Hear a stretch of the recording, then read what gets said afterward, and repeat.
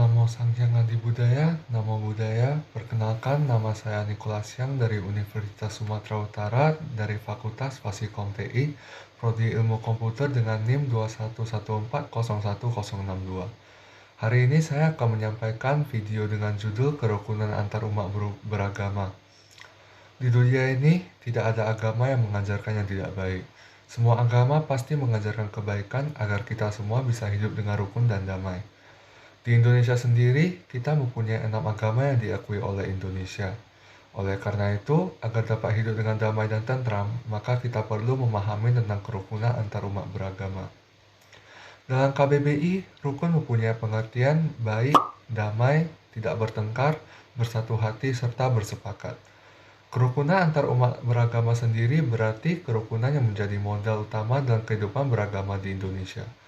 Dalam Peraturan Bersama Menteri Agama dan Menteri Dalam Negeri Nomor 8 dan Nomor 9 Tahun 2004 Pasal 1 disebutkan bahwa kerukunan umat beragama adalah keadaan hubungan sesama umat beragama yang ditandai toleransi, saling pengertian, saling menghormati, menghargai kesetaraan dalam pengamalan ajarannya, agamanya, dan kerjasama dalam kehidupan bermasyarakat, berbangsa, dan bernegara.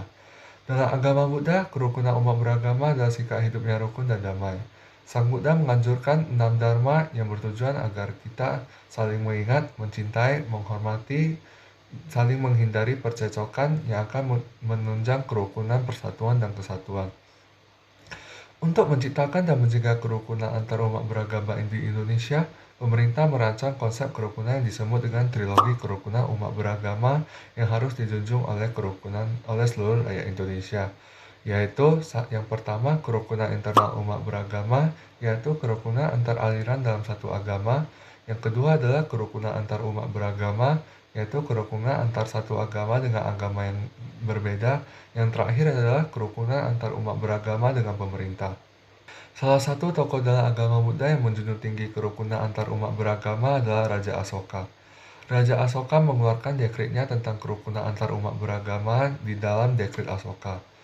Hal ini bisa dilihat dari Prasasti Batu Kalingga nomor 22 atau disebut juga Prasasti Raja Asoka yang berbunyi, "Janganlah kita hanya menghormati agama sendiri dan mencela agama orang lain tanpa suatu dasar yang kuat.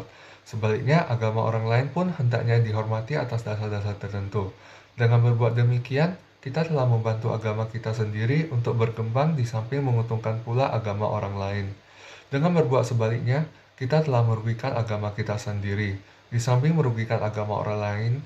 Oleh karena itu, barang siapa yang menghormati agamanya sendiri dan mencela agama orang lain semata-mata karena didorong oleh rasa bakti pada agamanya sendiri, dengan berpikir, bagaimana aku bisa memuliakan agamaku sendiri.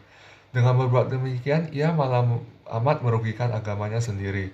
Oleh karena itu, kerukunan yang dianjurkan dengan pengertian bahwa orang hendaknya mau mendengarkan dan bersedia mendengarkan ajaran yang dianggap oleh orang lain. Hal yang dapat kita lakukan untuk berkontribusi terhadap kerukunan antar umat agama adalah sebagai berikut. Yang pertama adalah mengembangkan sikap toleransi dengan umat yang berbeda agama. Yang kedua, tidak memaksakan seseorang untuk memeluk agama tertentu. Yang ketiga, menghormati dan menghargai tradisi tertentu dalam agama lain. Yang keempat, mengasihi semua umat beragama tanpa pandang bulu. Yang kelima, menghormati saat umat lain melaksanakan ibadah atau merayakan hari penting keagamaan. Yang terakhir adalah memusnahkan sikap-sikap fanatisme dan ekstremisme. Dari pemaparan di atas dapat disimpulkan bahwa agama Buddha selalu menempatkan kepentingan persatuan dan kesatuan demi kepentingan dan keselamatan bangsa dan negara di atas kepentingan pribadi atau golongan. Ajaran ini dapat ditemukan dalam Brahmajala Sutta yang isinya adalah tidak memfitnah. Samana Gotama menjauhkan dirinya dari memfitnah. Apa yang didengarnya di sini tidak akan dia ceritakan di tempat lain, terutama yang dapat memunculkan pertentangan. Sepanjang hidupnya, ia selalu mempersatukan mereka yang berlawanan, selalu mengembangkan persahabatan di antara semua golongan. Ia memang seorang pemersatu yang dapat benar-benar mengerti hakikat persatuan karena ia cinta dengan persatuan dan tidak henti-hentinya mengumandangkan ajaran untuk bersatu. Sekian dari saya, terima kasih telah menyaksikan video saya.